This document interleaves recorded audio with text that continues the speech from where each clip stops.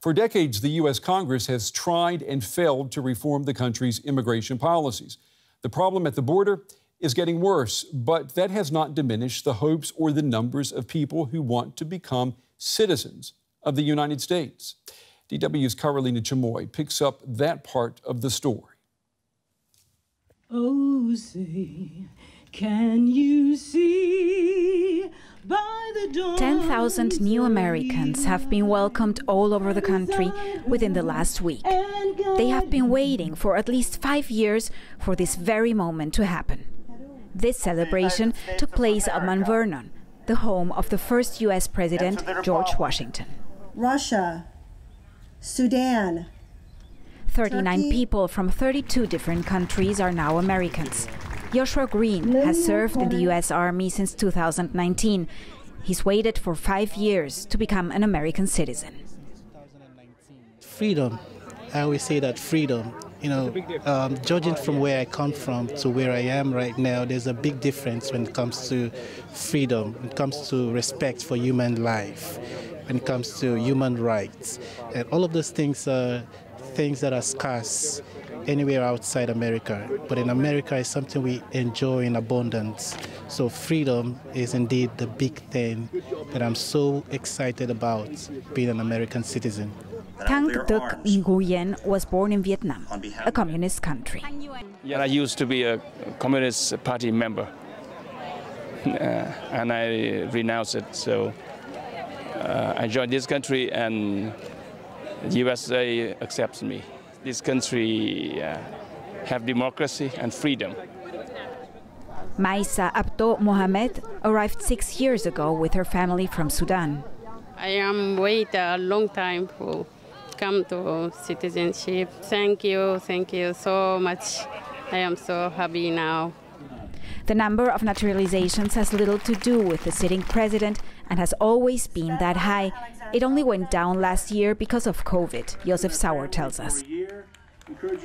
See, we're a nation of immigrants, and we are stronger as a country when you bring in a diverse and inclusive crowd from different countries and cultures, and it just makes us better as a country.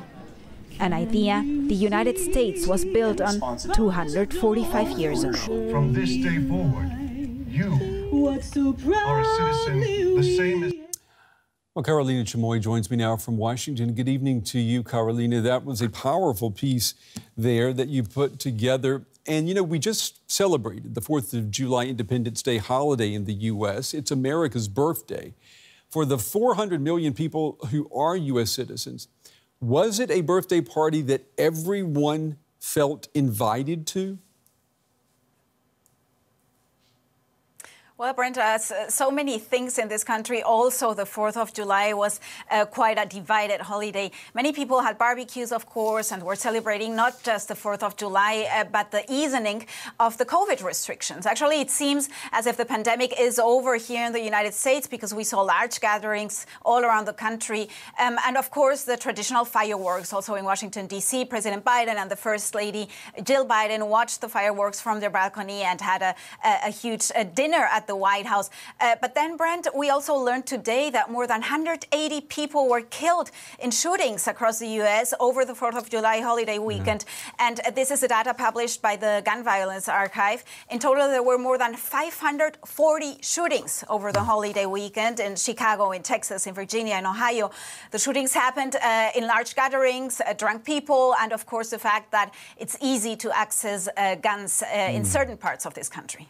You know, those new Americans in your story, the naturalized citizens, do they have a picture of their new homeland that varies fundamentally from the image those born in the United States seem to share?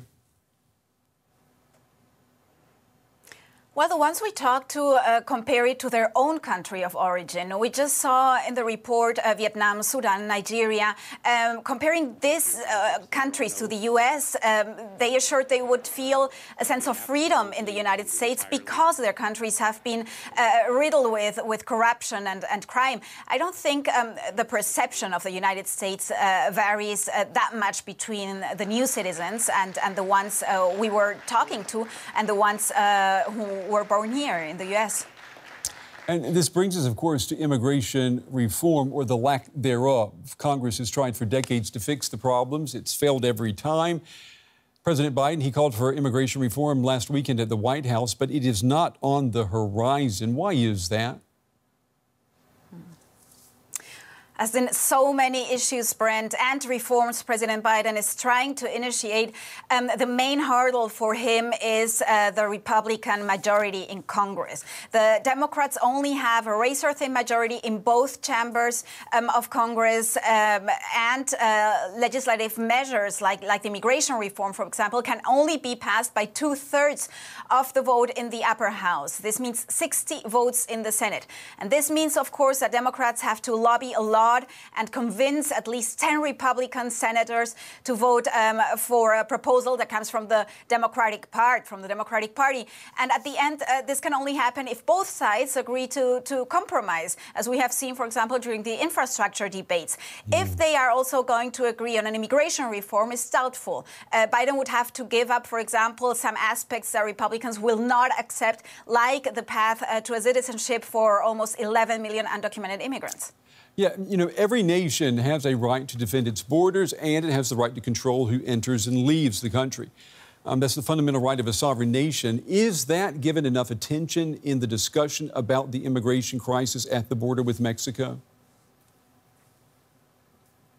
That's a very interesting question, Brent, and this is actually one of the main arguments from the Republican side. Of course, every country has that right, but the truth is that everything is also connected. Political boundaries are not real boundaries, as we know, and this is perhaps something we can really learn from the pandemic. The virus will not stop at the U.S. boundary, for example. It will just trespass every control. And what I want to point out with this is that the immigration problem is very complex. Yes, the U.S. has the right to control its border, but it also has a duty to help people. And this is what initially President Biden meant by talking about a more humane immigration policy. This is also what Angela Merkel in Germany promised in the year 2015. And indeed, these countries also can help to tackle the root causes. In this case, the drug trafficking, for example, is destroying democracies like the one in Honduras. And the main market for these drugs are here in the United States and in Europe as well. So these countries are not completely disconnected from the reasons that are forcing people to flee.